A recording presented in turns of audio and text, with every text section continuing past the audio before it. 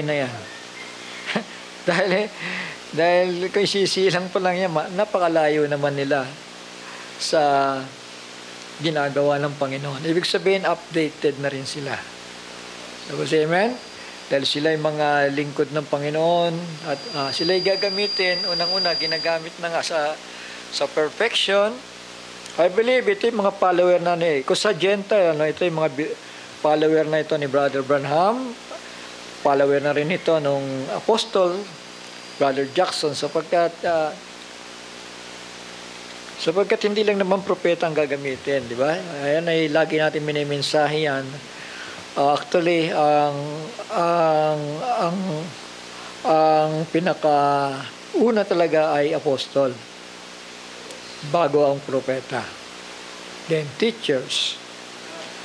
So ganun po ang pattern. At yung mga ginagamit ng Panginoon at gagamitin, ang kaibahan lang ng thunders sa mga mensahero sa panahon natin ngayon, ang kaibahan lang, kaya tinawag na thunders kasi yung sa mensahe, sa uri ng mensahe yung daladala nila. Ano? Na yung uri ng mensahe na yon ay may sangkap na rapturing faith. Sabi sa amen. Makinig kayo dahil kung ito ay lalagpas sa mga tenga nyo, mga anak, ay baka pagsisihan natin na hindi tayo naging maagap sa bagay na ito. No? Dahil tandaan natin, may pastor na nagsabi, maging ang Polish Virgin sa presenting panahon kinabubuhayan natin ay nare-recognize na. Totoo po yun. Kasi kapag isang tao ay hindi interesado at parang wala lang sa mga bagay na yan na mangyayari, yan ay nangangahulugan lang ng pagiging mangmang na dalaga ng tao.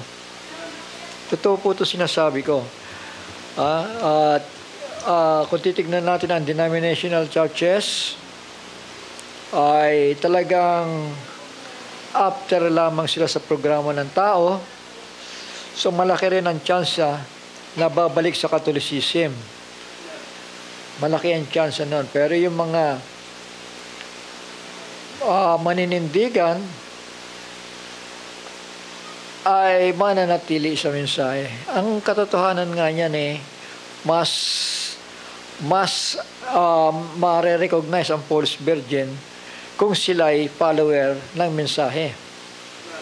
Dahil pinag-igip po nila ang kanilang mga ilawan noong narinig po nila ang mensahe ng propeta. Kaya lamang, dahil kulang sa langis, kulang sa revelated oil, yan ang naging dahilan na hindi sila na-qualified doon sa rapture.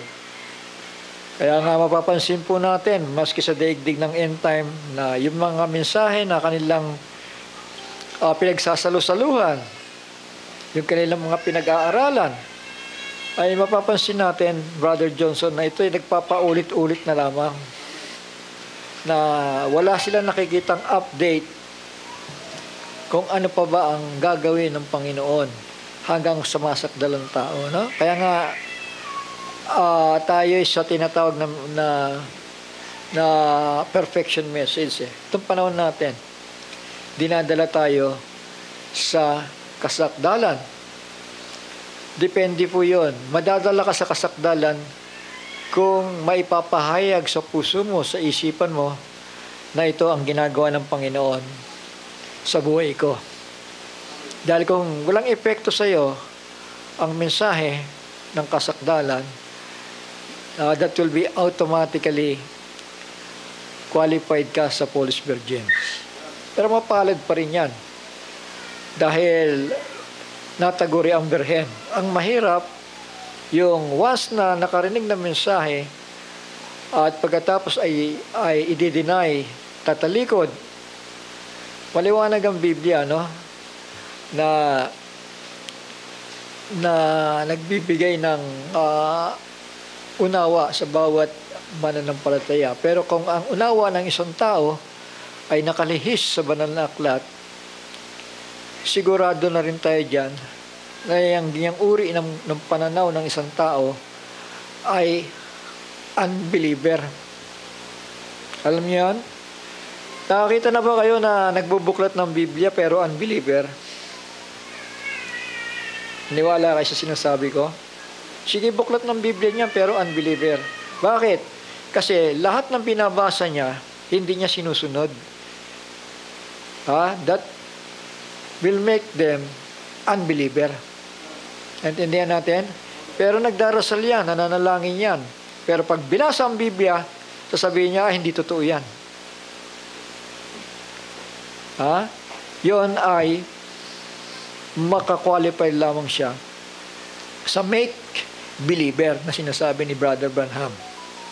Na uri ng mananampalataya, isang make believer, isang believer, at isang unbeliever. So yung unbeliever tsaka yung make believer, isa lang naman yun eh. Iniwala tayo? Pero pagdating sa believer, yun talagang believer ang pag-uusapan natin.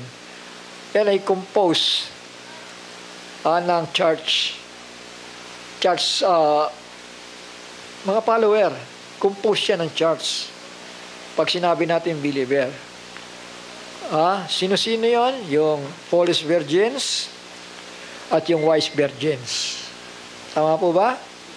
Include mo na rin dyan yung mga righteous. Pero ang Antichrist spirit, madali silang ma-recognize dahil lahat ng babasahin nila sa Biblia, kokontrahin lang nila yan. Miski sabihin mo nandoon sila sa loob ng fellowship ng end time. Ito mga end time believer na ito. Sabihin na natin, mabubuting tao sila. Yun ay sa paningin lang natin. Hindi natin alam pagkatalikuran kung ano na ang kanilang buhay. Kaya ganyan na lang nangyayari. Ganyan na nagiging pagtatalo na ipinaglalaban na kahit na mali ang kanilang mga buhay. Pilit nilang ipinaglalaban dahil sinasabi lang nila, kailangan qualified ako na mapasama sa simbahan ninyo dahil ako'y mananampalataya ng propeta.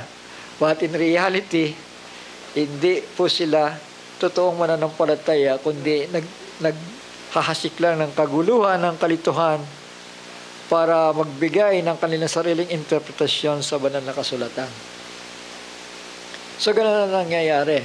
Kaya sa loob mismo na nagsasabing end-time believers ay yung confusion. Very confusing yung kanilang mga stand.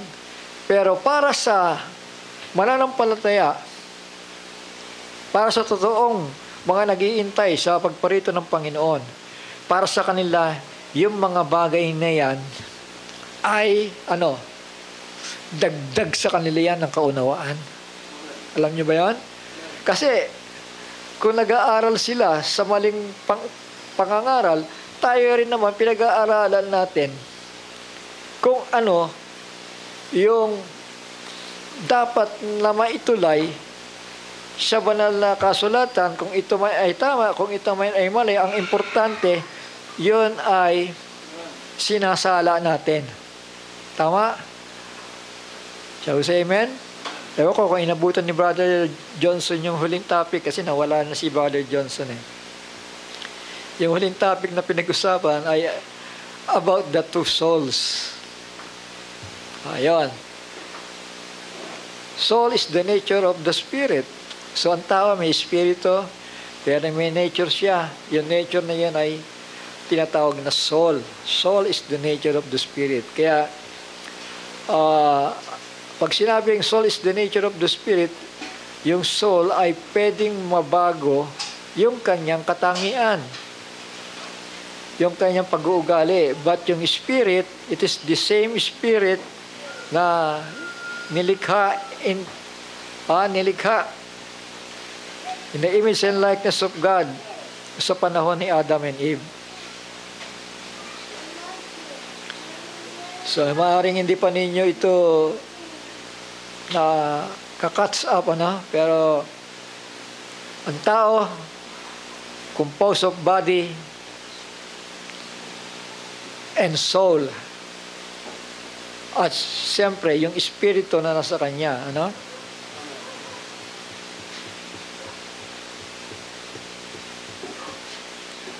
So, yun po. At kaya, yung mga iba sa kanila na nagtuturo na changing of soul ay marahas sa paggawa ng kasalanan, bagamat hindi hayag, tago. Dahil ang nasa isip nila, papalitan naman eh. Papalitan naman yung dating makasalanan eh. Pinalitan na naman eh. Pag pinalitan na yan, ibig sabihin may bago na. So, yun ang nagiging problema ngayon, mga anak, mga kapatid. At meron nga isang pastor, pastor, na dati nating mga nakasama na, nagtuturo na ang voice of the archangel ay nag-a-utter na sa panahong ito, So, baka hindi niya alam na ang voice of archangel is the voice of the seven thunders. Nag-transmit lang yon to seven anointed man. At doon nga na kailangan natin paalalahanan ang mga tao Kapag may naririnig tayo o nababasa na nag-iimbento ng mensahe, kailangan natin sawayin sila. At ang dahilan ng taong ito, mga anak, mga kapatid, sorry for my unedited message. Ibig sabihin, meron pa siyang gustong baguhin. Kaya lang, hindi pa niya nagagawa. So kapag kasi hindi kayo sigurado, huwag kayo magpo-post ng mensahe. Tama ba yon? Pag-aralan nyo muna na maigi para hindi kayo lumabas na kayahiya. Pag na-post nyo na yan, andyan yung mga commentaries. At kailangan, obligado kayo sagutin sila. Kung kahihiyan man o glory para sa inyo. Huwag kayong magtago. Kasi panindigan nyo yan Panindigan nyo. Patutuon nyo na kayo mga pastor talaga na totoo. Hindi yung pastor-pastoran lang. Shall we say amen? Dahil ang totoong pastor, tumitindig sa ibabaw ng bato. Shall we say amen? Sino yung bato na yon? Si Kristo, ang bato ng pahayag. Lalo na't ang pinag-uusapan dyan ay ang 7 kulog. Napakahalaga po niyan. Hindi po natin pwede biru-biruin yan, mga kapatid. Mga kapwa manggagawa, kung totoo manggagawa nga kayo, o nagbibigay lang kayo ng kalituhan sa tao. Okay yan, acceptable yung mga sorry ninyo, pero yung nakaabasa, nakarinig ng inyong mga mensahe, dapat doon kayo humingi ng sorry. Hindi yun sa mga tagapuna. Yung tagapuna, alam nila ang pagkukulang nyo. Ang problema dyan, yung walang malay na nakabasa. Doon kayo humingi ng sorry. I-broadcast nyo. Huwag kayong matakot. So, say amen? Patunayan nyo na nilalakaran nyo ito na naliwanag. So, say praise the Lord. So yan mga anak, mga kapatid, hindi po biro-biro ito. Lalo na ang mensaheng pinag-uusapan ay patungkol sa rapturing faith. Alam niyo yan? So,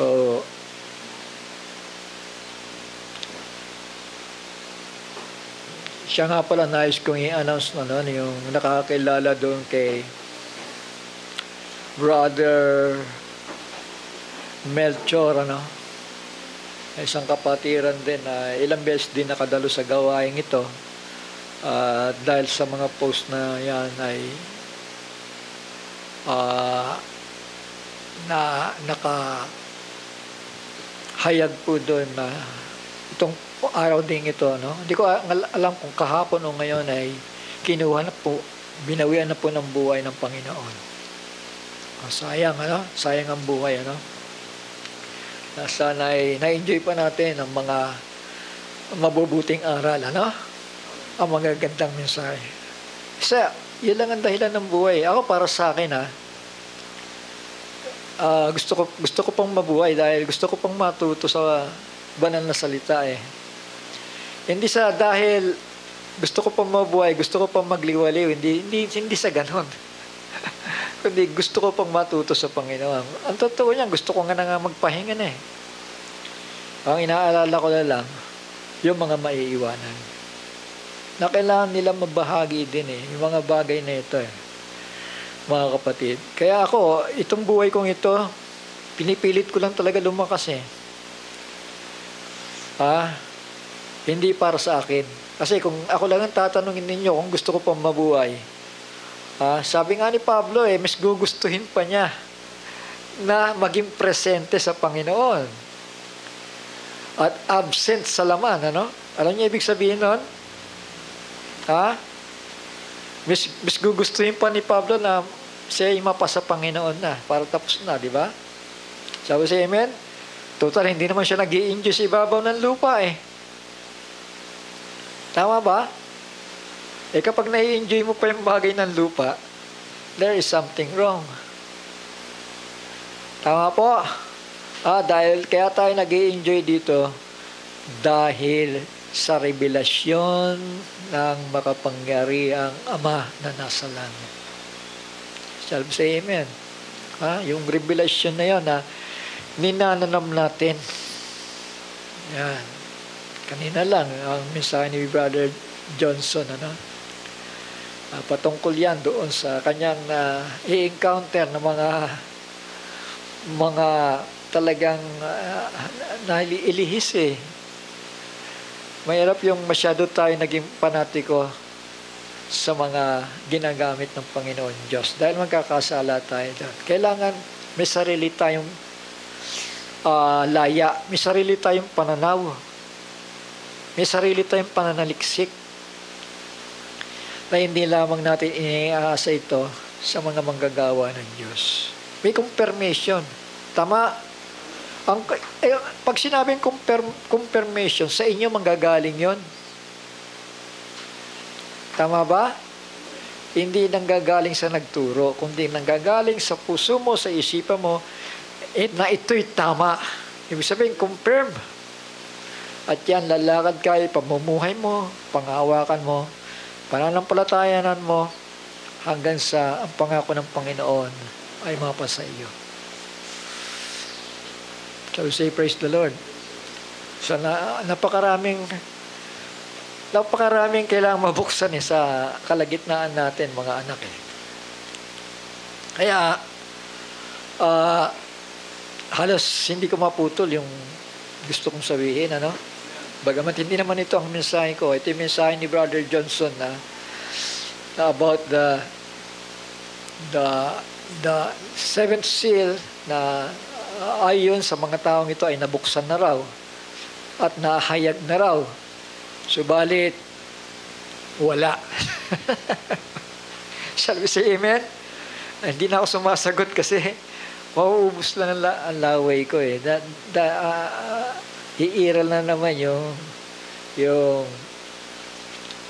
alam niyo na. Kasi kapag natatats tayo ng mga ganyang message, merong pighati doon eh. At doon lumalabas ang mga mensahe.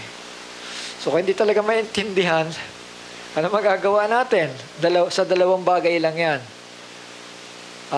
Either false virgin or unbeliever. So, hindi na tayo pwede humatol doon. Period. Tama? At hindi natin sila sasang-ayunan. At hindi rin natin sila dapat pagtatawanan. Tama po? Kundi dapat nga ay kaawaan natin sila at pipilitin natin sila ay maliwanagan o maakay. Siguro sa kaparaan ng may papaliwanagan sila na higit pang mas malalim sa kanilang naiintindihan. Dahil minsan nagsasawa na tayo, di ba? Nasawa na tayo magpaliwanag. Dinadala lang natin sa tawa na lang tayo dito kaysa mangumsumi pa ako sa iyo. Tumanda ka na nga sa mensahe na yan. Hanggang ngayon, di ka pa nakaintindi, di ba? Minsan ganun na sa isip natin eh. Parang nasasawaan na lang tayo, kaya dinadaan na lang natin sa, ako, di na ako kumikibo eh. Amen? Ayaw ko na kumibo talaga. Pero gawa ng tayo nagbabantay, ayaw nating maalis tayo dyan. Hanggat maaari, panatilihin natin yung pagbabantay. Sige, magsalita kayo na magsalita. Ang purpose namin, bantayan ang salita ng Panginoon. Na baka, mayroon ng mga bagay na kailangan plantsahin. Yung mga dating pinaplantsa at hindi maplantsa, wag mo nang pagsikapan niya dahil masasayang lang, ano? Di ba? Masasayang lang. So, nakakadagdag ng kapahayagan din dahil natututo tayong mag-rekesa, natututo tayong mag-aral. Tama ba yung sinabi nila? Dapat ito. At dahil doon, kasabay din ang paglago natin. Tama? Pero hindi tayo nagpapatangay sa agos ng pagkalito. Sabi si Amen? Naintindihan niya mga anak?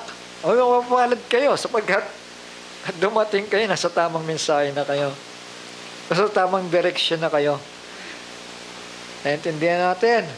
Dahil kung kayo napasama sa kaguluhan, mga anak, pansinin na lamang ninyo. Hindi ba? Naranasan ninyo yan, di ba? Pag kayo nakipag-fellowship sa iba, napakarami.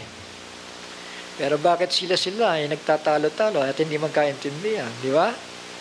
Isa lang ang ibig sabihin niyan. May kaguluhan doon na ang pasimuno ay yung mga maling pastor, mga sinungaling na pastor. Yun ang hindi natin pwedeng palakpasin. Tama? Kaya kapag ka nagsasabing open na, 7 seal, pareho lang yan na ang voice of Archangel ay lumalaganap na. Pareho lang yan, brother. Kaya pagsisihan mo yan, humingi ka ng tawad sa mga binahaginan mo ng salita. Hindi pa open ang 7 seal. Paano natin malalaman na bukas ang 7 seal? Kapag ka nariyan na ang templo, nariyan na ang 2 propeta, at nariyan na rin ang 7 thunders. Dahil may mensahe na sila. Tama? May turnover na. Sa mga Hudyo, nagsasabay na. Nililiglig na ibabaw ng lupa. Shall we say amen? Kaya purihin ang Panginoon sa oras nito, mga anak. Sige po, bago ako magtuloy-tuloy, manalangin tayo. Sikapin kong bumilis tayo dahil nasa alauna na po.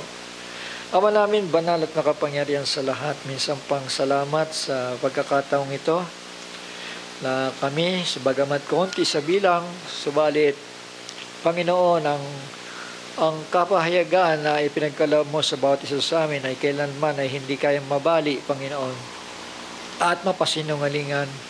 Kaya, Ama, inaanyayahan ka namin na patuloy mangusap sa aming kalagitnaan sapagkat kami nagpupuri at dinadakila ang iyong dakilang pangalan sapagkat karapat dapat ka.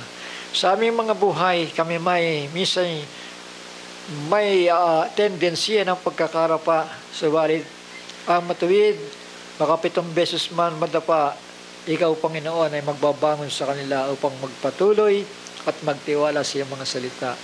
Sa oras na ito ay mangusap ka sa aming kalagitnaan at pakalinisin mo po ang iyong iglesia ng iyong mga salita. Ang salita mo po ay katotohanan. Salamat po, Panginoon, sa pangalan ni Yahushua, ang banal ni Israel, ang aming tagapagligtas.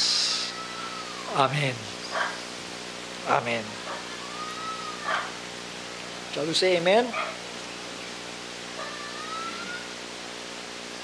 Praise the Lord. So, kanina, alam niyo na yung mga balita, at lagi ko yung pinararating sa inyo, So, ito, ulitin ko lang, yung current event. May kaganapan ngayon. Israel and Iran are preparing for direct confrontation. So, say amen. Direct confrontation. Dahil Alam natin sa mga nagdaang panahon, ang konfrontasyon ng dalawang bansang ito ay dinadaan sa pamamaraan na itinutulak lamang ng Iran yung mga kalapit bansa ni Israel. Di ba? Itinutulak si Gaza, itinutulak si Palestina, si Jordan, si Lebanon, si Syria, itinutulak para labanan si Israel. So, say amen. Pero sa nakikita natin, hindi magtatagumpay eh. Tama ba? Shall we say amen? Yung kanyang kaparaanan dahil yung nakita natin,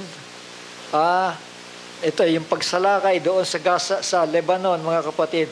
Napakaraming mga chief commander ang halos sabay-sabay na namatay sa labanan. Shall we say amen? So ito nahuli. Yung palang chief commander ng Hamas ay hindi pa pala napapatay. So kailan lang, kahapon lamang, si Yahya Sinwar. Nakita niyo yung pangalan? Pinangalan pa sa Panginoon Diyos tama? Sabi sa amen? Yahya. Kaya lang pagdating doon sa kanyang apelido, Sinwar. Tama ba? Tama lang, di ba? Maaaring ito lumabas na good and evil. Tama. Isang mabuti, yung kanyang pangalan ay mabuti, yung apelido niya masama. So para siya si Sinbad. Sin tapos bad. Di ba? At ngayon naman, sin pagkatapos ay war. Yung pangalan niya ay Yah, nakapangalan sa ating Panginoon. So, kaya nga maaaring ginagamit mo yung pangalan ng Diyos pero hindi totoo di ba? Ginamit mo lang pero hindi nagmanifest sa buhay mo. Chief commander of the terrorist group. At ang pagkakilala nila ay ito po ay worse and evil criminal dahil talagang sanay na sanay pumatay sa pamamagitan lang razor blade, 12 yung pinatay niya na mga Hudyo, mga anak. Walang takot So ang magiging tanong ngayon, who is next na patatahimikin ni Netanyahu o patatahimikin ng ating Panginoon, Say amen? Dahil ang dami na namatay ng mga general sa Lebanon, tapos yung Northern Gaza, Ibig sabihin pala, pag sinabi Northern Gaza, halos tabi ng Lebanon yun, di ba? Yung sa Rafah, maaring tahimik na o meron pang konti na lang. O kung meron man doon, o yung mga ano na lamang, yung mga bihag. So yun ang gusto nilang palayain para maitigil ang gulong ito, mga anak. At nabanggit nga ni Johnson, ang US ay nagre-request ng ceasefire.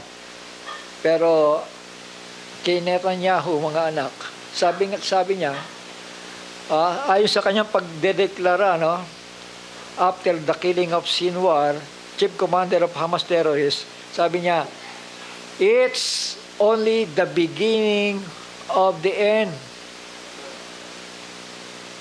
Nagsisimula pa lang siya. Tama. Pero gusto na siyang awatin ng Amerika, gusto na siyang awatin ng Europa.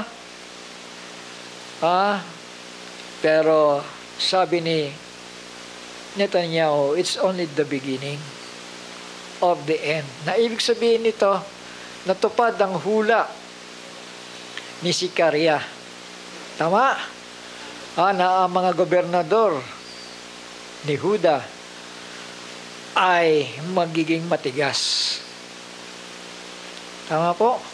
Kasi alam nilang kasulatan na hindi na papayag ang kanilang Panginoon na magpaikot-ikot lamang sa ganong bagay. Ceasefire, then magpapalakas ang kalaban, gera na naman. Ceasefire, then magpapalakas ang kalaban, gera na naman. Hindi na siya papayag dahil babawiin na talaga ni Israel yung kanyang boundaries na nasusulat sa banal na aklat. Naintindihan po natin? Babawiin na yon, na yung boundaries na yun na ibinigay sa kanila ng ating Panginoon dahil yun ay mana nila. Shall we say amen? Mana. Para sa kanila yung lupain na yan dahil yan ay ibinigay ng makapangyarihan sa lahat para sa kanila. So may mana sila na ma-enjoy nila pagdating ng panahon. Ano? Kanina, dito yon, yung mga nababanggit. Ano?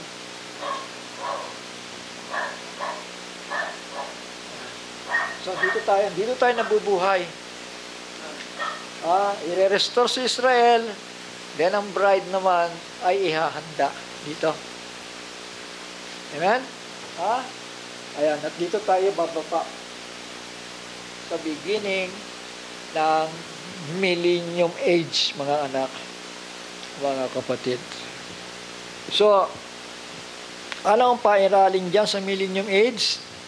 Ang kautusan. Kaya nga dyan ay merong rod of iron.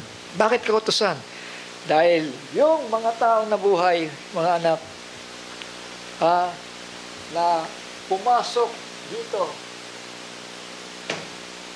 few months left, ang ilan sa kanila ay kailangan ma-aware sa mga utos na pairali ng Panginoon sa panahon ng millennium. Amen. Tutuwid yung mga pag-uugali, yung mga gawa ng laman. Dahil few men left, pag sinabi mong few men left, nandun pa rin yung kanilang mga kahinaan Tama? Yung nga lang, dahil sa rod of iron, ay itutuwid sila ng Panginoon. At kasama tayo sa mga tagatuwid, sa mga taong magpapakarami pa sa panahon na yan ng millennial age. Dahil, alam natin, ang ating mediator sa presenting panahon kinabubuhayan natin ay walang iba kung hindi ang ating Panginoong Hesukristo. Tama po?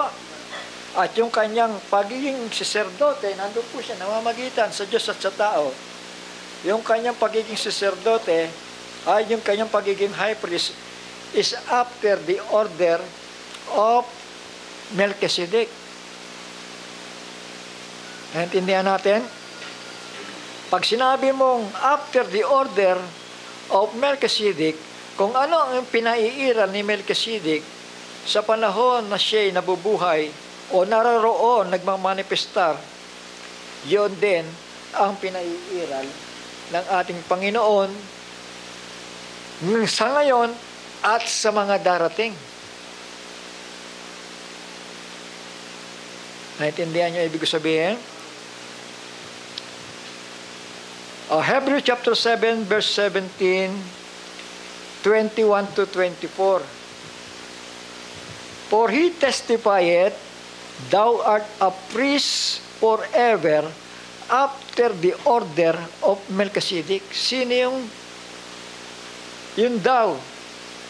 Walang iba kundi ang ating Panginoong Hesukristo. Thou art a priest forever na yon. Tama? At sa anong order? Sa anong ayon? After the order of Melchizedek. Tama? So, lumalabas, mga kapatid, mga anak, na itong si Melchizedek, siya po yung tree of life sa panahon na yan. Shall we say amen? ng halamanan ng Eden. A priest. Di ba? Siya yung nagpakita doon sa mga sa dalawa, Adam and Eve. Ha? Yung tree of life na hayag sa pamamagitan ni Melchizedek na lumalakad doon sa halamanan ng Eden. Tama? At lumapit doon sa mag-asawa at binigyan sila ng mga salita para na yung mga salita na yan na sa pamamagitan ng inyong pagpapakabanal, pagpapakumbaba, pananampalataya, maibabalik sa inyo ang inyong buhay. Sabi sa amen. Kasi hindi sila naniwala na mamamatay sila eh. Pero yun ay gradual pala yung kamatayan na yun. Unti-unti pala yun. Sabi sa amen. So naranasan na lamang niya yung kamatayan kay Abel. Tama? So yun, may pangakong binitawan. Yung tree of life na yon, o yung manifestasyon ng tree of life na yon, na kapag sila'y nagpatuloy sa pananampalataya, paggawa ng mabuti, sa pag-ibig, sa pagiging maamo, maibabalik, maililigtas. Sabi nga, ginamit yung salitang siya'y maliligtas. Tama? Shall we say amen? So, ibig sabihin, yung tree of life na yan, hindi basta yung puno, may manifestasyon yan. Tama? Dahil nakausap nga ng dalawa mag-asawa eh. Shall we say amen? Ito tuloy ko. For he testified. Alam niyo, sabi ni Brother Branham, doktoran ko lang, para mabuo yung kaisipan. Alam mo, sabi ni Brother Branham, si Jesus Christ mismo yung tree of life. Alam niyo ba yon? Pag binasa niya yung mga spoken word.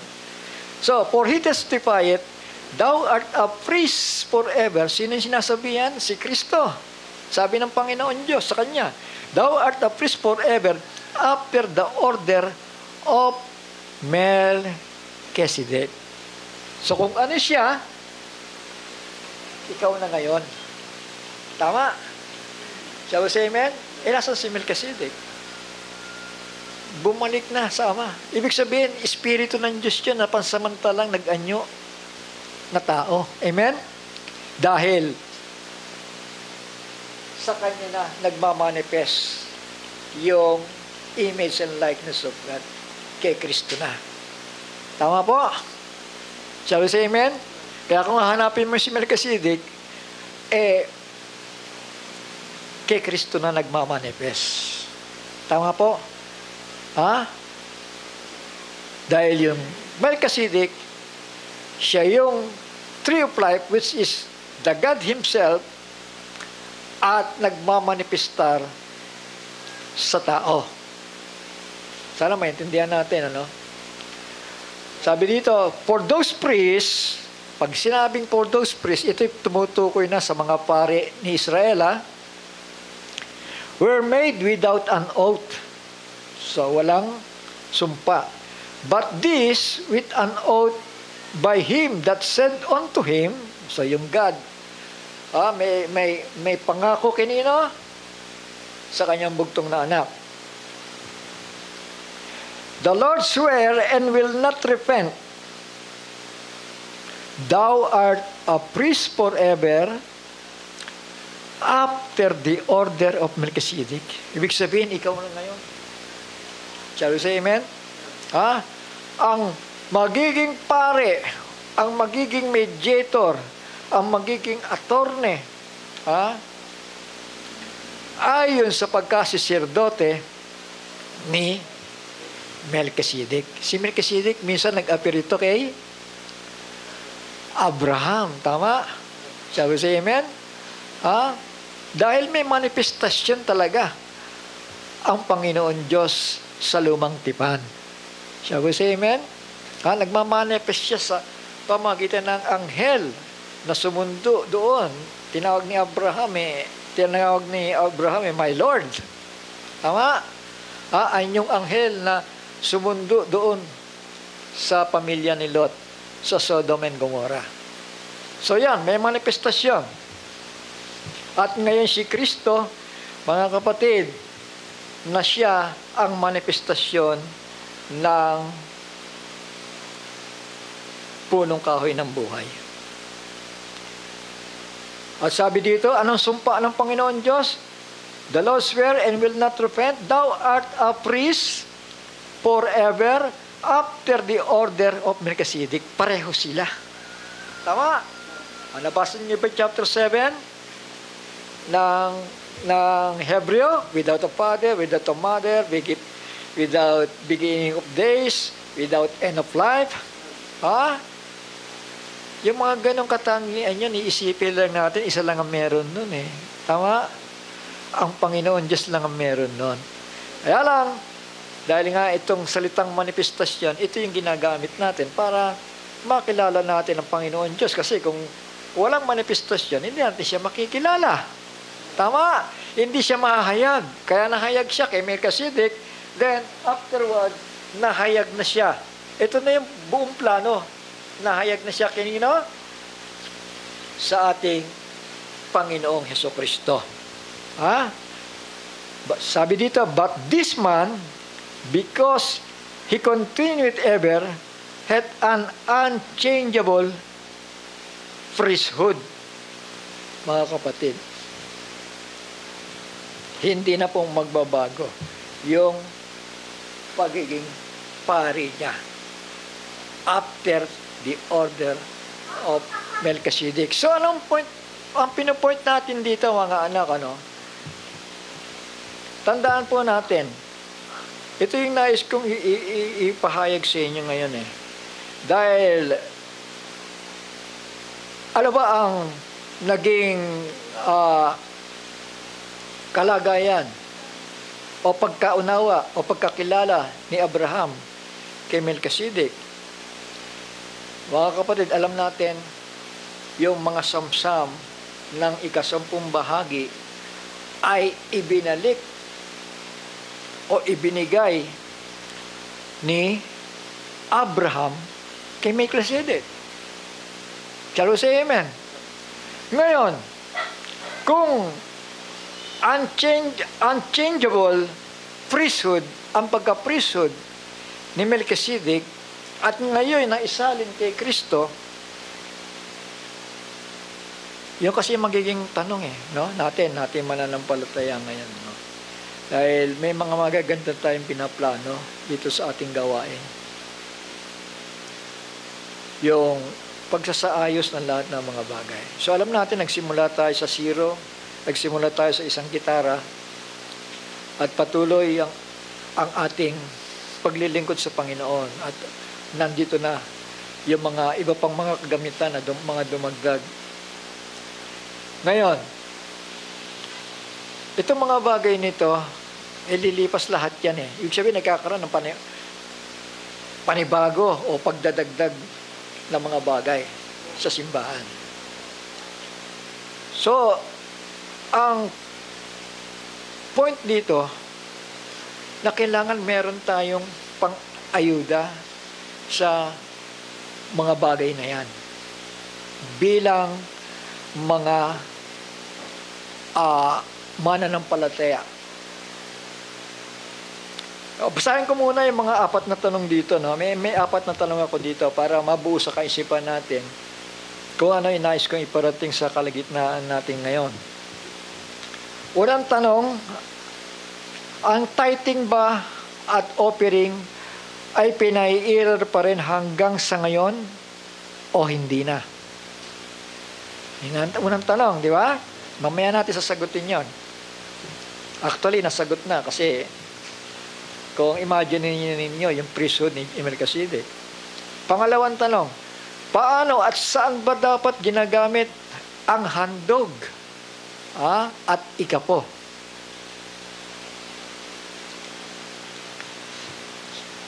Saan ba dapat ginagamit yan? Pangatlong tanong, Ang tithes ba ay dapat gamitin sa pagpapatayo ng church building o pamamahagi sa mga nangangailangan? Pangatlong tanong yon.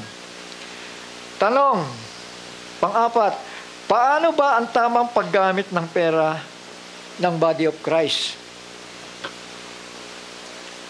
So itong mga tanong na ito, para ilagay sa kaisipan nyo, mga anak, kung saan ang gagaling, kung saan napupunta yung mga pagpapala na para sa Panginoon. Kasi binabalik lang natin yan, di ba? So, pag sinabi nating tithe, pag sinabi nating offering, walang sino man tao pwede mag-ari pala nito.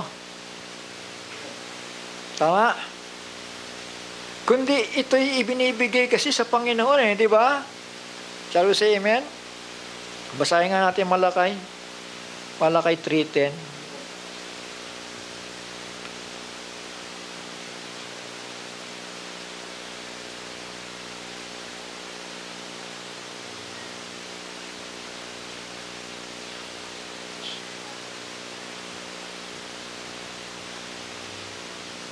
Malakay 3:10.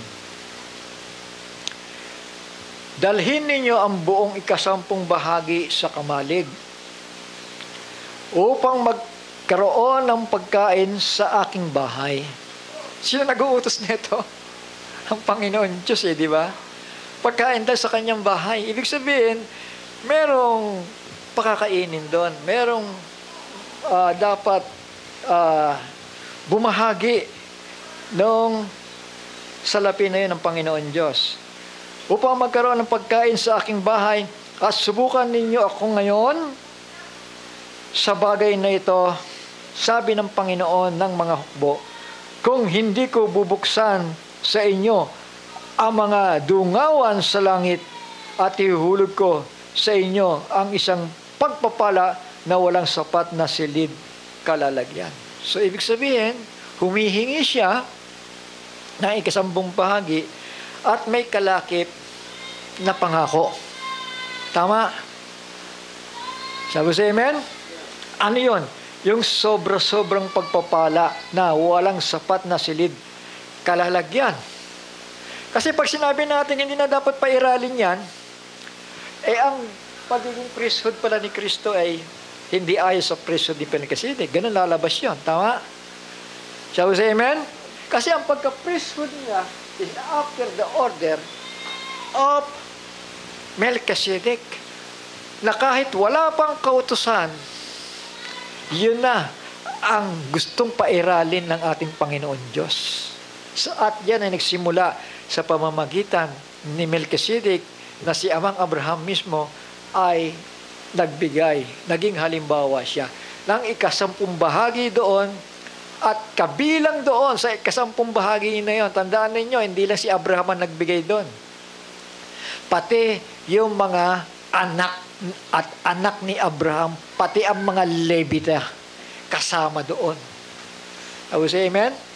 Ibig sabihin, kasama sila sa pagpapairal noon, noong utos na yon ng Panginoon. At sabi dito, at aking sasawayin ang mga mananakmal dahil sa inyo, at hindi niya sisirain ang mga bunga ng inyong lupa. Ngayon, sa mga nakaranas nito, totoo ba to? Sumigaw kayo. Kung kayo pinagpala ng Panginoon. Tama, di ba? Amen. Sa mga nakaranas nito, sasabihin nila malakas talaga, amen. Pero yung nagduda pa, mga anak, nag-iisip pa yun. Tama? Aking sasawayin ang mananakmal dahil sa inyo at hindi niya sisirain ang mga bunga ng inyong lupa. Hindi ka magkakaproblema. Hindi pinag-uusapan dito. May pinag-aralan ka ba? Wala kang pinag-aralan. Pag sinabi ng Panginoon Diyos, bibigyan kita ng hanap buhay, bibigyan kita ng trabaho. Huwag ka lang magduda doon. Shall we say amen? Naghihirap ka, gumagapang ka sa hirap ngayon. Napaka-imposible para makaahon ka dahil ang dami mong utang. Mga kapatid, pananampalataya lang ang kailangan mo. Tama? Ha? Aking sasawayin ang mananakmal. Kaya marami, alam niyo, kapag hindi nasaway yung mananakmal, ang tendency niya magkakaroon ka lagi ng problema eh. Tama? Dumarating ang salapi. Pero, ang laki ng labas.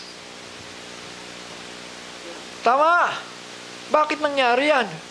Kasi nagduda, mga anak, mga kapatid.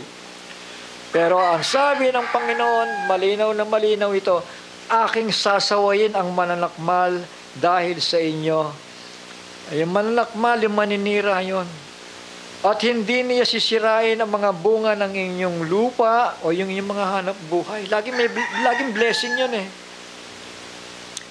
Laging blessing yun. Kasi binabalik mo sa Panginoon eh. Lord, ito yung pinangako mo. Ito naman, ang balik sa aking namang napagkasunduan. Tama? Kasunduan niya sa Panginoon eh. Sabi dito, ni malalagasan man ng bunga sa di panahon ang inyong puno ng ubas sa parang, sabi ng Panginoon, ng mga hukbo. Kaya napakagaang ng buhay, mararamdaman natin yan, di ba? Pero doon sa hindi gumaganap nito, kahit gaano karaming pagpapala ang dumaan, pakiramdam niya mga ganyan, mga anak, parang wala lang. Di ba? Amen. Sa verse 9, iatras ko lang doon. Kayo'y nangagsumpa ng sumpa sapagkat inyo akong ninakawan. Ano ibig sabihin nito? Alam mo, ang mga tao ganito eh. Panginoon,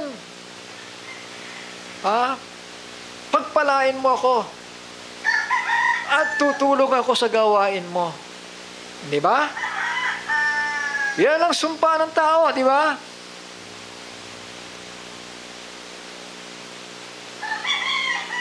Kaya sabi dito, kayo'y nangagsumpa ng sumpa sapagkat inyo akong ninakawan. Brother, panalangin mo ako. Gusto kong pagpalain ako dahil pag pinagpala ako, tutulong ako sa gawain. Madali sabihin, di ba? Pero kapag dumating na ang pagpapala, busy ako, kapatid. Pastor, busy ako. Di ba? Attitude ng tao yan. Sabi dito ng Panginoon, sa makatuwid, kayo'y nangagsumpa ng sumpa, sapagkat inyo akong ninakawan sa makatuwid bagay nitong buong bansa.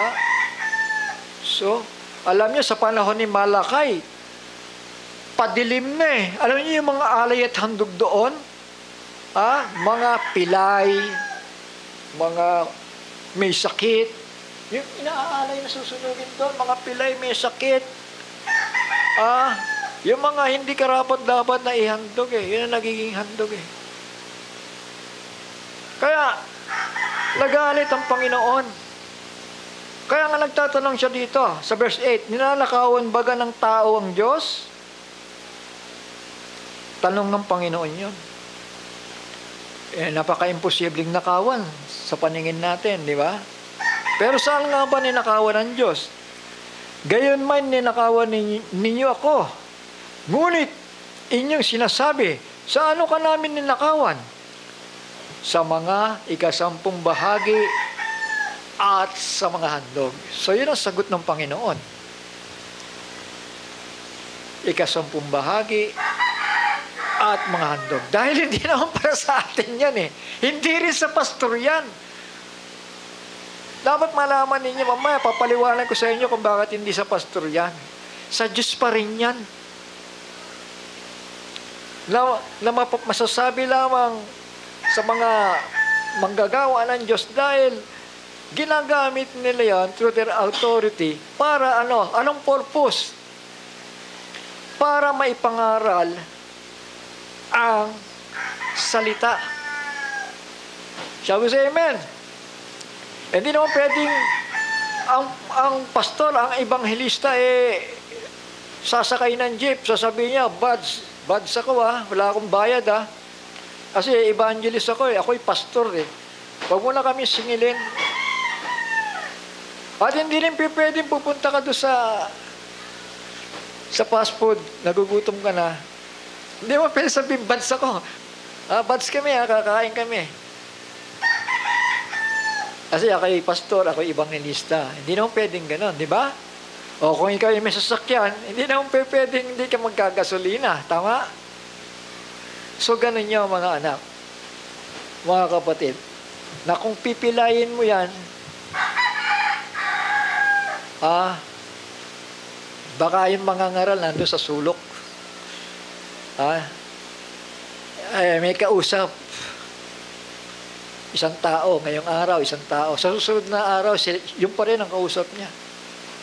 Susunod na araw, yun pa rin ang kausap niyang tao. So, paano mo may pangangaral ng salita? Di ba? Kung isang tao lang lagi ang kausap mo. Dahil hindi ka makaalis sa lugar mo di ba? May mga pangangailangan ka Tapos amen. Pero, mga kapatid, kapag ito'y natugunan, may pangako rin naman. Shall we say amen? May pangako ang Diyos At hindi magmimintis yun. Tama po? Tandaan natin, ang pari natin is after the order of Melchizedek. Huwag natin kalilimutan yan. Hindi siya after the order of Shem, na kagaya ng itinuturo ni Francis. Kundi after the order of Melchizedek. Basa lang ako na nasusulat 1 Corinthians chapter 9 verse 9 to 14. Sapagkat nasusulat sa kautusan ni Moses, huwag mong lalagyan ng busal ang baka pagka gumigiik. Yung busal, yung bara. Yung gumigiik, ibig sabihin, nagsasaka yung baka. Tama? Sabi sa amen? Natural, pag nagsasaka yung baka, nagugutom ba yung baka? Nagugutom. Kaya sabi dito, huwag mong lalagyan ng busal ang baka pagka gumigiik. Ang mga baga ay iniingatan ng Diyos? O sinasabi kayang tunay ito dahil sa atin? Oo. Dahil sa atin ito isinulat. Sapagkat ang nagsasaka ay dapat magsaka sa pag-asa. At ang gumigiig ay sa pag-asa makakabahagi. So may bahagi at may pag-asa. Shall we say amen? Sino? Yung mga gumigiig, yung bumabaka, yung nakikipaglaban sa Ebanghelyo ni Kristo. Tama po? Kung ipinaghasik namin kayo ng mga bagay na ayon sa Espiritu, ibig sabihin yung gospel truth, malaking bagay-baga na aming anihin ang inyong mga bagay na ayon sa laman. So tanong yan ni Pablo, wala ba kaming karapatan man lang? Pamasahe, pamerienda, pagkain, pangangailangan sa simbahan, upuan, pambili ng kwerdas, masisira yung mga instrumento, pambili ng gitara, pambili ng sound system,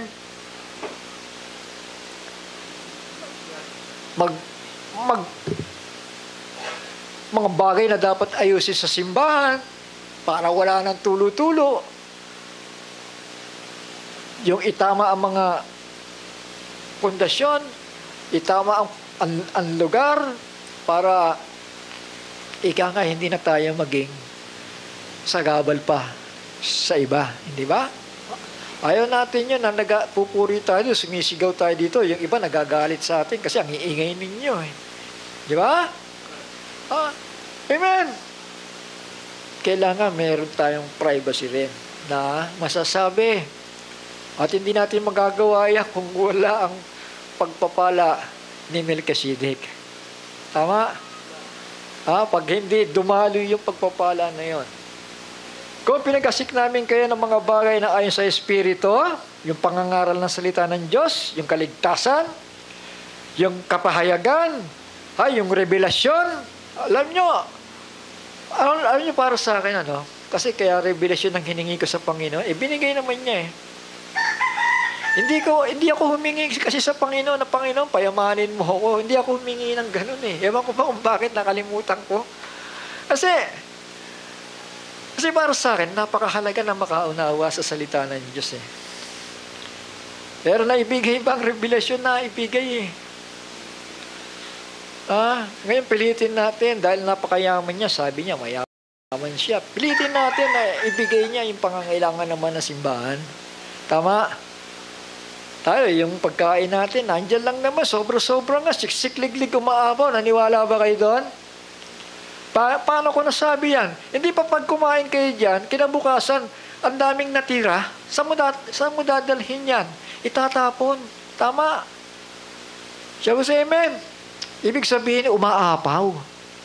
Tama. Siya sa amen. Siksik, liglig, umaapaw. Kapag umapaw, tapon na yon. Tama po. Natupad ba yan? Natupad. At matutupad yon. Tama po?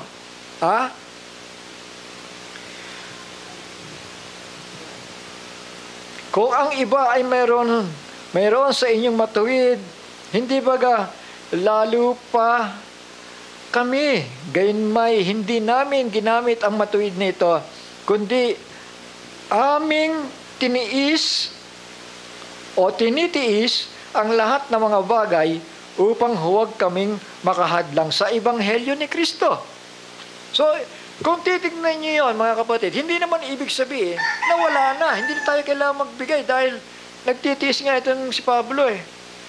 Ang purpose niya, para hindi makahadlang sa Ebanghelyo ni Kristo. Shall we say amen? Ibig sabihin, yung mga baguhan, hindi mo pwedeng utusan niya, magbigay ka, magbigay. Hindi pwedeng ganun ang ginagawa ni Kibuloy. Naintindihan natin? Pero once na yan nakaunawa na, mga anak, mga kapatid, paggawa niya, once na nakaunawa na, ibig sabihin, malaya na siyang makakapag-abuloy sa iglesia. Shall say amen?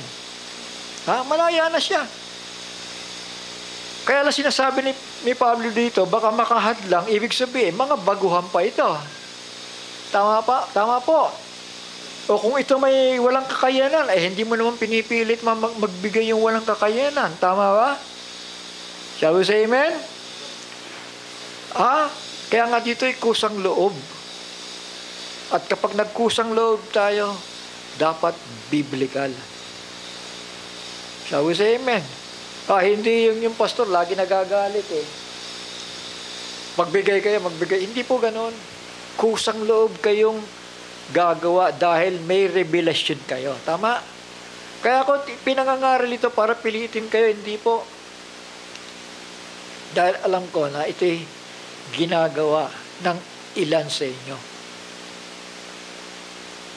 Naintindihan natin? At hindi ko kailangan mamilit. Kasi sabi nga ni Pablo, ang pagpapalay nakakatag na sa akin. May pension naman ako eh. Kaya lang hindi nasasapat nga yan, mga anak, mga kapatid. Tama. May mga gastusin pa rin tayo. Hindi po nawawala yon. Kaya ang pag-asa po natin, yan nga, kaya nga yung nagtatanim sa pag-asa, sabi doon, yung pag-asa natin, yung pangako ng Panginoon. Tama. Hindi nagbabago yun. Naintindihan natin? Hindi ba ganin yung nalalaman na ang nagsisipangasiwa sa mga bagay na banal ay nagsisikain ng mga bagay na ukol sa templo? Malinaw yan. Tama po.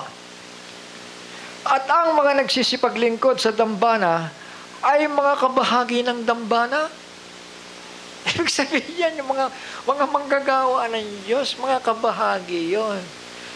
Sabihin na natin, simula doon sa naglilinis, sabihin na natin doon, hanggang doon sa fivefold ministry na, isama mo na yon. Tama? Sa pangangailangan niya ng mga banal, yung taga-ayos, sabihin natin, yung mga inuutos-utusan, isama mo na yan. O hindi naman lahat talaga nag-expect ng gano'n. Tsaka hindi naman talaga tayo malaking simbahan. Pero ang point dito, yung ating katapatan sa Panginoon. Malapit nang dumating ang Panginoon eh. Hindi na po ito yung panahon na tayo'y kilalanin pa sa buhay nito o yumaman pa sa buhay nito. Hindi na. Yan ay kaisipan ng sanlibutan, mga anak. Kailangan natin dito maging tapat sa Panginoon para tapat din siya magpahayag sa atin ng kanyang mga pangako. Naintindihan po natin? Ha? Malinaw po ito. Ang nagsisipaglingkod sa dambana ay mga kabahagi ng dambana. Gayon din naman ipinag-uutos ng Panginoon na ang mga nagsisipangaral ng Ebanghelyo ay dapat mga buhay sa pamamagitan ng Ebanghelyo. Shall we say amen? Alam niyo, yung panahon nila, mangingisda. Iniiwan ang pangingisda eh. Tama. Saan sila kukuha? Mabuti na lang may nagkukusa. Tama. Kaya nga mapalad tayo dito eh. Kasi kung mawalan man tayo ng mga hanap buhay, meron tayong mga maliliit na pensyon, mabubuhay tayo doon. Tama po? Shall we say amen? Pwede nang pagtiisan yun kung wala ka namang marami ng pinag-aaral pa. O mga inaalagaan pa. Okay lang yan. Kontento na tayo dyan. Tama po? Maigi yung contentment sa buhay ng tao. Hindi yung paghahangad pa ng gano'n, paghahangad pa ng ganyan, paghahangad pa ng ganito. Malapit na dumating ang Panginoon, kailan pa yan? Samantalang ang tao ay walang kabusugan yan. Habang naghahangad yan, naghahangad pa uli. Shall we say amen? Ha? Kakontentuhan lang ang kailangan po ng tao. So, pangalawang tanong, paano at saan ba dapat ginagamit ang handog at ikapo? Yan. Natural, ito ang sagot doon. Sa ministry or needs for ministering.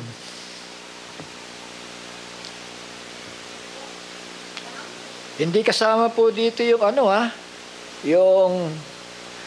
yung mamaya malalaman ninyo, si Brother Branham sasagot. Hindi kasama dito yung pagiging magandang loob natin sa ibang tao. Ibig sabihin yung generosity, hindi po pinag-uusapan dito yon. Pagka-tithes and offering. Sa Diyos kasi yan eh. Sabi nga ni Brother Branham, hindi mo pwedeng kukunin yung pera ng Panginoon Diyos. Dahil generous ka, pamumudbud mo, hindi po ganon. Magagalit ang Diyos sa'yo. Mamaya may paliwanag si Brother Branham doon. So paano at saan ba dapat ginagamit ang handog at ikapo? Doon sa ministry or needs for ministering. Yung pastor tithes, yung evangelist, nakakabahagi din sa bagay na yon na inihandog ng mga tao ng Diyos at hindi po sa personal yang gamit. Kundi kukuha lang sila doon, yung mga manggagawa. Ako'y evangelist, pupunta ako sa dako na yan, kailangan ko ng pera, kailangan ko ng gasolina, kailangan kong kumain, kailangan kong mangaral. O kung ikaw ay nandoon ka sabihin natin sa online, magbabayad ka ng binabayaran yan yung internet, di ba? Shall we say amen? Yung ilaw, binabayaran yun eh. So, paano ka mangangaral? Kung wala kang internet. Tama? Kailangan pa rin. Meron pa rin kailangan suportahan, mga anak. Pangatlong tanong, ang tithes ba ay dapat gamitin sa pagpapatayo ng church, building, o pamamahagi sa mga nangangailangan sa iyong generosity at yung pagpapatayo ng church building? Ang sagot nito si Brother Branham ang sasagot. Isa pa, yung pang-apat na tanong, Paano ba ang tamang paggamit ng pera ng body of Christ? O pera ng Panginoon, sorry. Pera ng Panginoon, natural, para sa body of Christ yon, para sa ministry yon. So, ang sagot po doon, strictly for the ministry or needs of the ministry. Ay, yung binanggit ko kanina, internet, ilaw, tubig, gadgets, kailangan yun di ba? Sabi sa amen? Kaya nga bumilis yung pag-research natin dahil sa mga gadget na yan Tama? Dahil nabubuhay na tayo sa panahon ng mga bagay na ito upang mapadali. Computer age na tayo para mapadali ang kaalaman, ang pag-research, napadali ang karunungan. Kahit anong lalim, kahit gaano na sisikreto, hindi ba? Googles lang, mag-type ka lang dyan hindi ba? Ibibigay siya ni Googles tama? Sabi siya, amen? Hindi naman ibig sabihin sa Googles tayong maasa ng revelasyon. Pwede mong asahan si Googles pagdating sa history.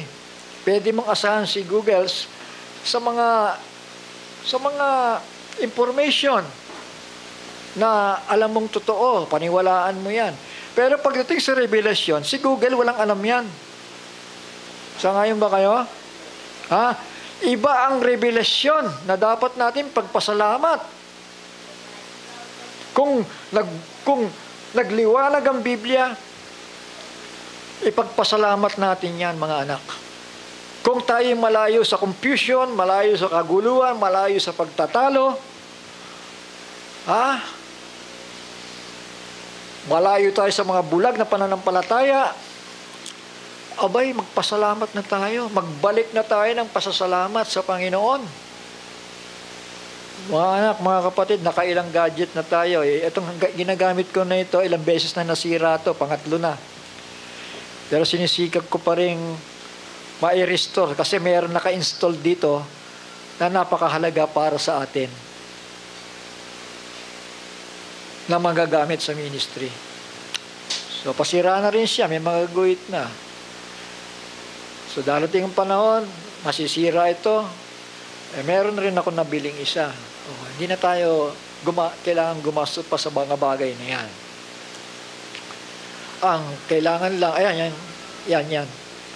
Yung cellphone na yan, hindi tayo makakapag-broadcast, mga anak, kung wala yan. Di ba? Nagpapasalamat ako Diyos sa mga ikapu at kaloob na ipinagkaloob ninyo, mga anak. Nakusang loob. Hindi naman ako tumatawag dito Pastor Paul, o magbigay na kayo. Hindi ako tumatawag dahil iniintay ko magkusa kayo, mga anak. Sabi sa amen. Kasi kusa yan Pagkukusa yan, hindi kailangan sabihin, oy, ikaw, touch mo. Hindi ganon. Pagkukusa ang tao. Kaya kahit na anak ko, hindi ko kinakalabit yan Hindi ko sinasabi ko, nag-touch ka na ba? Hindi ko tinatanong niya, magkusa kayo kung talagang totoong natuto kayo sa Panginoon. Sabi sa amen? Kung talagang natuto yan malalaman mo naman At pagpapalain, dahil yan ang pangako, mga anak. Pangako yan. Pangako yan ng Panginoon. Kaya, pansinin ninyo, yung sobrang kayod, nako, sakit lang sa katawan niya, pero ang daming utang niyan. Sabi sa amen.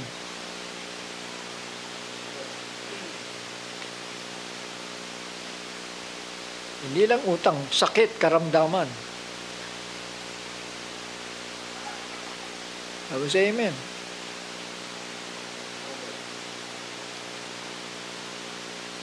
Mas marami pa yung dapat, mas marami pa yung obligasyon kaysa doon sa pasok ng pagpapala. Alam mo, napakaganda ng buhay na lagi kang naka-smile, di ba? Kahit ka naka-smile, parang okay lang, walang problema. Kasi dumadalo yung pagpapala di ba? Relax na relax. Hindi mo kailangan makipagsiksikan nyo sa traffic sa EDSA Sabi sa amen? Alam nyo, nung araw talaga, ewan ko ba, no? Maaaring pinahintulot talaga ng Panginoon sa akin sa buhay kong ito kasi nag-iisa ako noon. Naninindigan ako nag-iisa Sino bibigyan ko ng tithes? Wala. Dahil naninindigan ako, sinipa ako sa mga simbahan Dahil sa pagtatanggol ko sa katotohanan Sabi ko, ang gaganda ng mga opisina pinasukan ko, bakit hindi ako pinapayaman ng Panginoon? Dahil hindi pala ako humingi. Yun pala. Kasi nahihiya ako Panginoon, payamanin mo ako. Nakakahiya di ba? Sabi sa amen? Ang sinabi ko lang, Panginoon, buksan mo ang aking unawa. Sapat na yon nag-period ako Di ba? Binigay nga sa akin. Sabi ko, mangangaral ako pag tama ang unawa ko. So, yun ang dealing, mga kapatid. Kaya sinabi ko, nagbasa ng Biblia. Tama na muna yung mga spoken word na yan. Tama na muna yung mga contender na yan. Pagbalik ko sa Biblia, lalong luminaw. Di ba? Pangako kasi yun Di ba? Pagpapalain ka, siksik, liglig, umaapaw. Ito naman, sa unawa at pahayag. Umaapaw ang pagpapahayag ng Panginoon. Sabi sa amen. Amen. Kahit anong laki ng ministry mo, itutuwid at itutuwid ka ng revelasyon ng mga taong ito. Sabi sa amen. Itutuwid at itutuwid ka. Dahil, sabi nga, Brother Johnson, back to the Bible, back to the Word, back to Pentecost, back to the original. Sabi sa amen. Yun lang naman di ba? Babalik ka lang doon. Kapag sinunod mo yun, sinabi ng propeta, bubuksan ang unawa mo.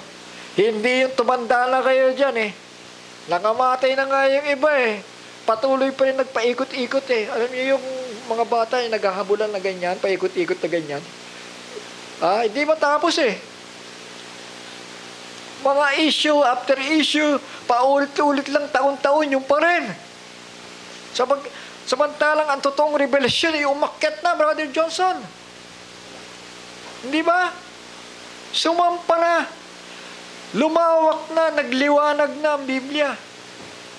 Thunders na lang ang iniintay.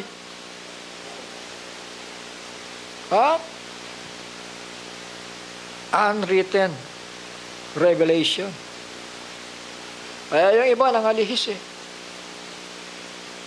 Kahit na follower ni Brother Jackson yan, kung walang continuity message, hindi mabubuksan. Dahil pride of life yan. Ayaw nyo na maitim? I know you not. Pagdating ng panahon. Kailangan mapagkumbaba ang tao.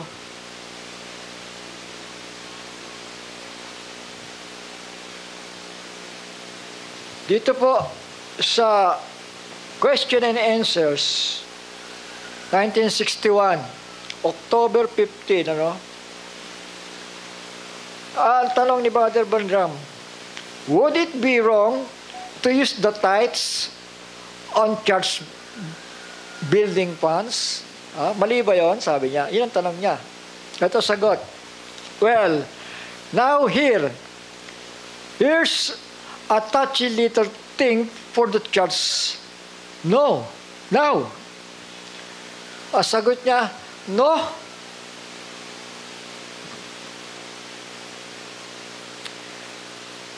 Correctly, tithes is to go to the minister. Yan ang minister.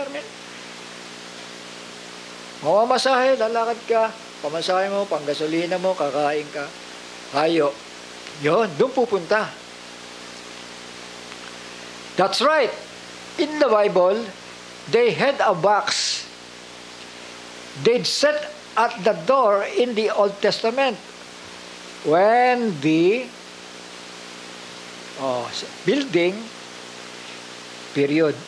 This box was a fund, F-U-N, F-U-N-D, This box was found where the people put in there for the repairing. You've read it many times in the Old Testament.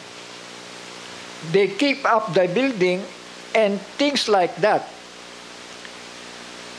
All the repairs on the building was taken care out of that fund. But a tenth of that went, a tenth of the tithings, all the tithings went to the priests, their pastors. Yes, tithings are to go for nothing else. Pupunta lang yun sa pangangaral, ministering, strictly ministering. Mga bagay na yan, yan binanggit ko kanina, kasama yan sa ministering, tama? Tutugtog ka ng gitara, bibili ka ng kwerdas, bibili ka ng pick, yan, dyan, ginagamit yan, masisira ang instrumento, bibili ka na uli ng instrumento. Pang ilan na yan, Brother Johnson, yung piano na yan? Pangatlo na. Ayan. Dilalo na lang ni Brother Johnson dito yan para magamit. So, ganun. Yung mga bagay na yan, yung mga, yan, galing kay Kenneth, yung ano na yan, tag dito, sound system. Yung drums. Si Jeremy, ito. So, ganun. May mga nagkukusa.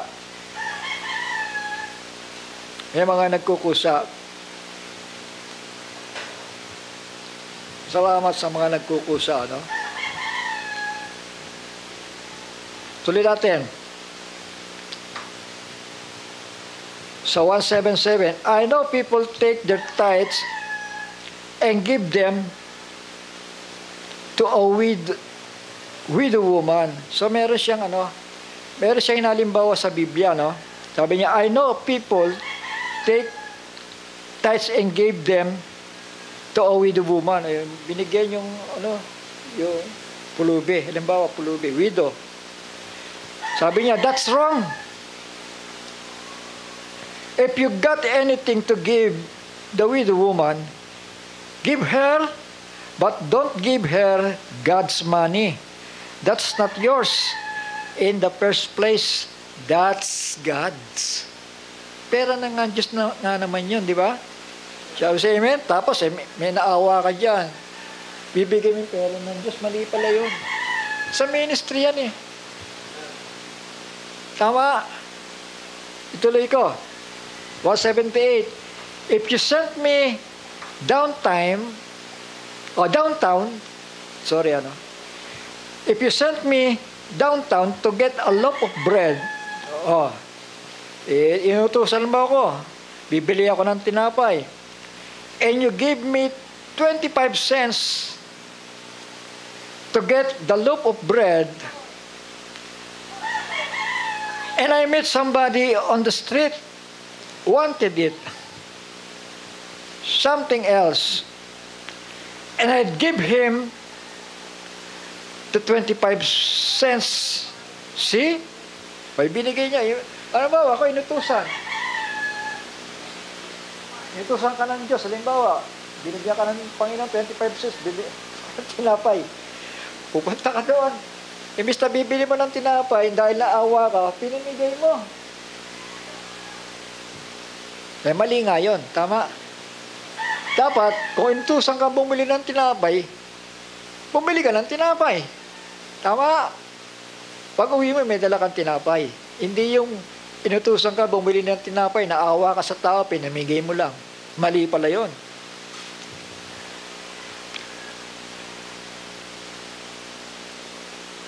I give them your money. If they ask me for something, para sa kanya to, let them get it over here in this pocket and give them my money. Ibig sabihin, sarili mong pera, yun ang ibigay mo. Kung may extra ka pang pera. Tama? Ha? Give them my money. But this is your money. Ayun. Pero mo yun. Sabi niya. And a tenth of it is the Lord's. And Levi, the priesthood, live by the tenth. So, yun pala, tenth part nun para kay Levi pala yun. Ha? Si Levi po yung nangangasiwa sa mga tithes and offerings. Si Levi, dahil wala siyang manang lupa Di ba? Wala siyang lupa. Kaya sabi ng Panginoon, si Levi, sa kanya mapupunta yung mga binibigay ninyo. Dahil sila yung mga pare. Shall we say amen? Ayon lahi ni Levi. Tuloy natin. 179. The tenth is to be a tithing. That's to be brought into the storehouse with promise of God to bless it and approve. He said, if you don't believe it, come and prove me. Ito na nga, binasa natin kanina. Come and prove me and see if I won't do it. Ayun, yung Malakay, chapter 3, verse 10. That's right. So 180. The tithing goes into the church for the pastor and so forth, like that, to live on. And then, the building funds and things like that is separate fund altogether. Now, that is scriptural. So, anak, mga kapatid, ipagpalagay na lamang natin,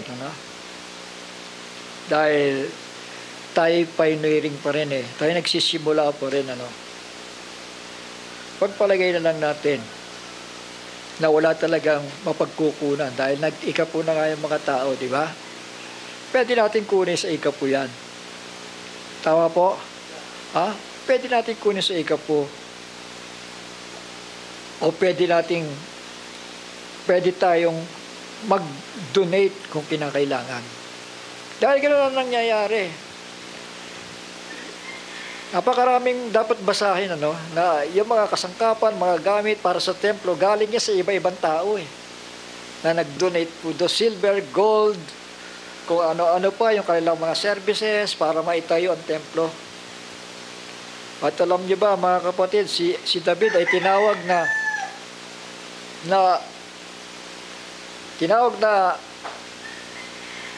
isang tao na malapit sa puso ng Panginoon Diyos dahil siya po yung sa kanya sumagi yung kaisipan na gusto niyang tayuan ng isang tahanan ng Panginoon. Gusto niyang tayuan ng tahanan ang Panginoon dahil doon nakita niya, nung si David ay nanggahari, nakita niya yung presensya ng Panginoon Diyos doon sa dalawang tipak na bato na nandoon sa tinatawag na Ark of the Covenant. Nakita niya, nandun yung presence ng Panginoon Nakita niya na nandoon lamang sa kurtina. So ayaw ni David na nasa kurtina lang. Samantalang siya ay nakatira sa, tingnan nga natin, paiksiin ko na lang dahil ang ganda ng bahay ng hari.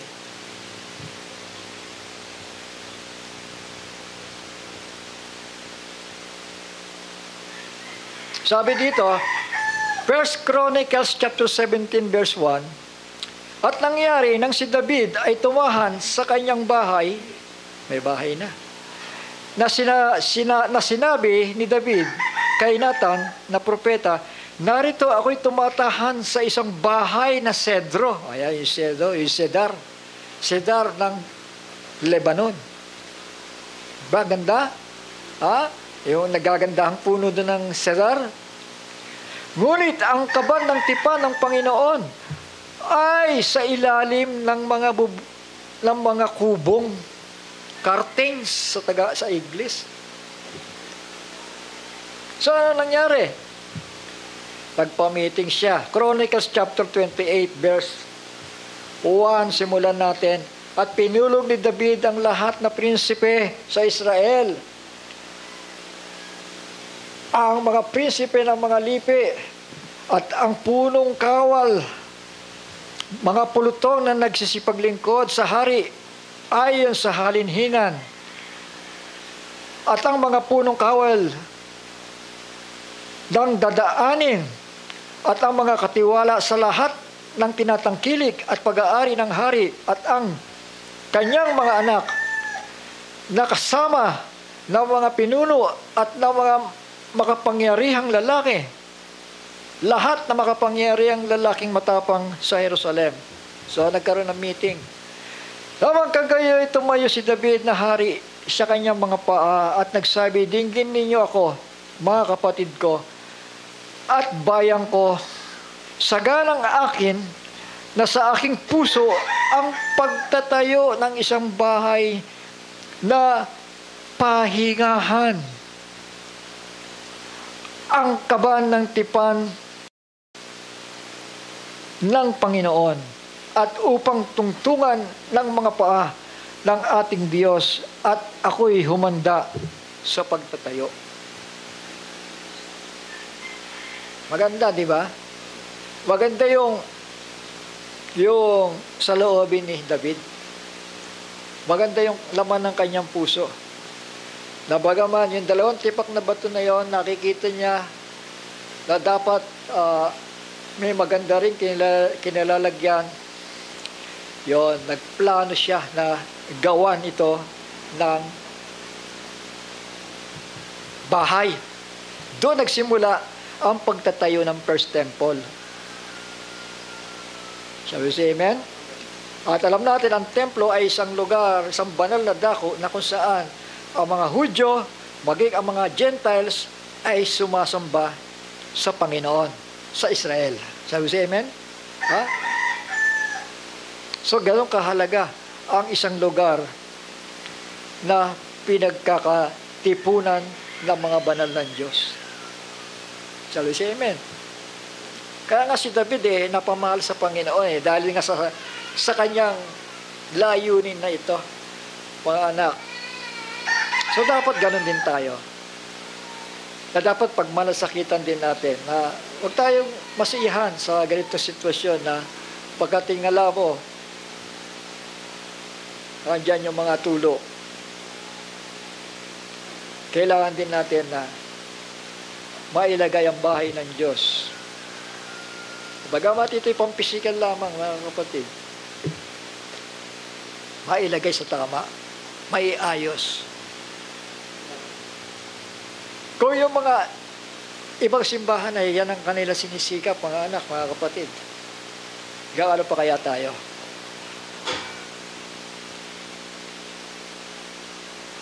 Shall we say amen?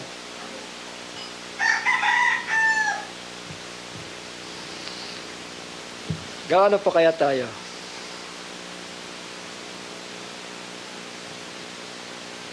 So ito ay mga nagtulong-tulong. Sa 21, at narito, may mga bahagi sa mga saserdote at sa mga Levita na ukol sa lahat ng paglilingkod sa bahay ng Diyos at magkakaroon sa iyo sa lahat ng sari-saring gawain ng bawat may kusang kaloobang tao na bihasa sa sari-saring paglilingkod. Ang mga punong kawal naman at ang buong bayan ay lubos na sa iyong utos. So yun, nagkakaisa sila, di ba? Shall we say amen? So ganun din dapat ang body of Christ. Pagdating sa bagay na ito, na dapat nating pagsumikapan at pahalagahan.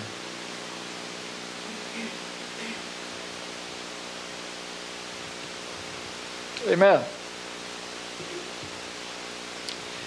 1 King chapter 9 verse 10, at nangyari sa katapusan ng 20 taon na itayo yung templo sa pamamagitan ni Solomon, Hindi na ni David, kay Solomon na. Nang si Solomon ay makapagtayo ng 2 bahay.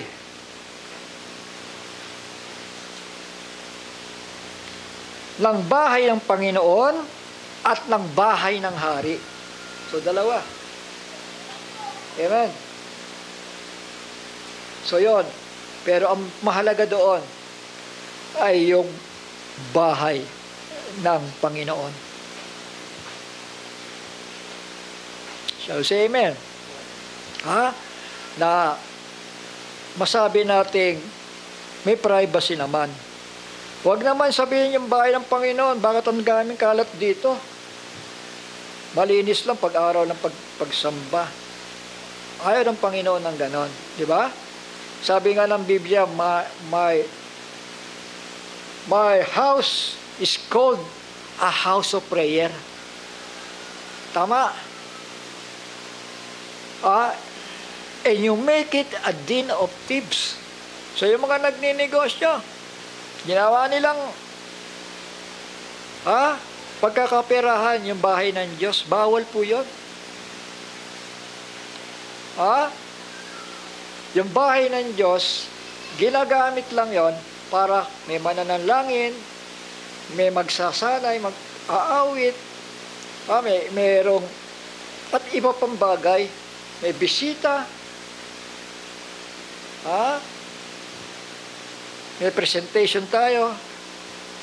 Doon po ginagamit ang bahay ng Diyos. Pagsamba, pagbibigay ng kapurihan sa Panginoon, yun dapat.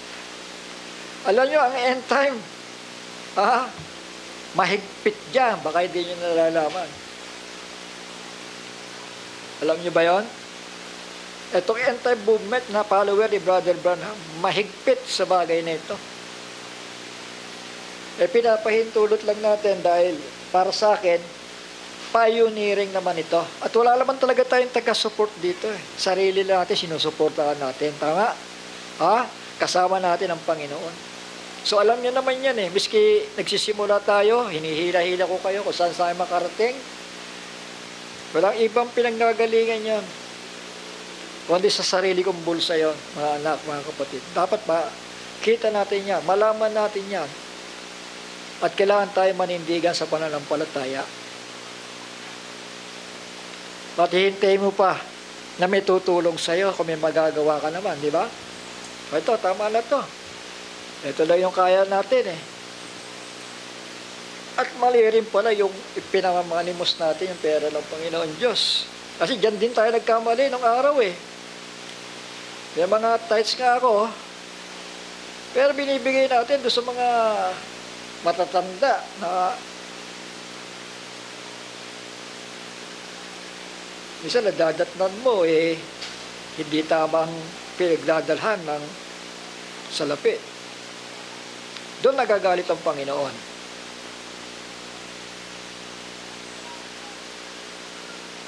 Pero hindi ko sinasabing hindi na tayo kailangan tumulong.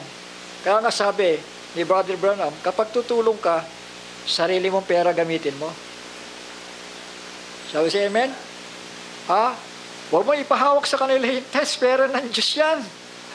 Doon tayo nagkamali. Di ba? Hawak mo yung pera doon sa tao, ginamit lang kung saan. Mahal sa pagkain, hindi natin alam, pero minsan nadadatnan natin, may listahan ng loto doon. May listahan ng weteng doon. Siya na, disgrasya. So, hindi na natin kasalanan yon. Dahil ang layunin natin ay makagawa ng mabuti sa tao. Depende na lang sa tao yan kung saan niya gagamitin. Tama? So, yon. Nakakaiyak talaga yan. Pero, kaya ko binubuksan ito, mga kapatid, papunta tayo sa kasakdalan. Hindi lahat ng bagay alam na natin. At hindi lahat ng bagay naranasan na natin. Tama? Patuloy pa tayo nag-aaral, patuloy pa tayo nakakaranas ng mga dapat at hindi dapat. At kailangan tayo umabante. Hindi yung pupunta ka na simbahan, may pagsamba, okay yan. Walang pagsamba, okay din. Hindi ganon. dapat may malasakitan. May malasakitan, mga anak, mga kapatid. So itong mga bagay na ito, ang priesthood hindi nagbago. Tama. Kasi yung pumalit to Melchizedek is after the order of Melchizedek. So wala kang babaguhin doon. Ha? Meron dito nakasulat, ito yung pinaliwanag ni Brother Branham kanina. Luke chapter 21 verse 2. Verse 1 muna. At siya'y tumunghay at nakita ang mga taong mayayaman na nangaghuhulog ng kanilang mga alay sa kabangyaman. So may naghuhulog doon sa temple, Nakita ni Jesus, yung mga mayayaman, naghuhulog na gano'n, nakasigala. Ito, nagbigay ako, Ito, nagbigay ako, Yun. At nakita niya ang isang dukhang babaeng bao. Dukha na, tingnan niya, dukha na babaeng balo pa. Hindi ba? Ibig sabihin, walang-wala ito. Tama. Na dooy naghuhulog ng 2 lepta. 2 lepta. Ibig sabihin, bariya yon. Sa pagkaka-English ay mites or 2 mites. At sinabi niya, sa katotohanan ay sinasabi ko sa inyo, ang dukhang babaeng ito ay naghulog ng higit kaysa kanilang lahat.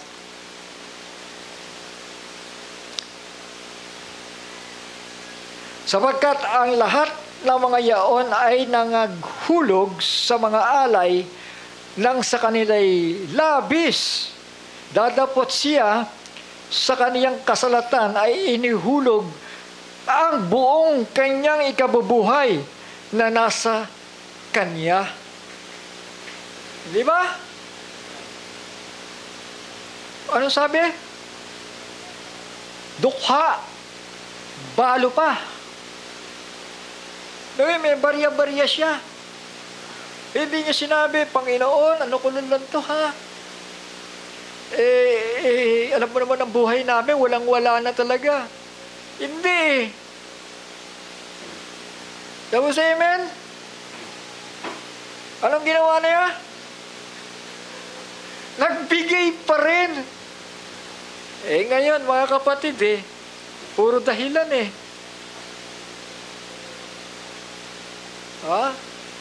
Lahat na ng dahilan, sinabi na. Pero dito, nung binasa ko to, walang dahilan para magbigay ng barya sa templo. Shall we say amen? Tama ba? Mahirap yung maraming dahilan. Isa lang naman kung ano yung nakayanan mo. Ganun lang naman yun. At walang pilitan. Tama ba? Pero kung kakayanin mo, gawin mo. Ganun lang yun. Shall we say amen?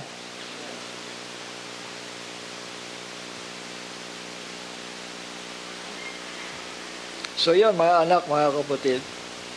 Dahil lahat ng bagay ay nasusulat na para pakinabangan po natin, Shall we say amen?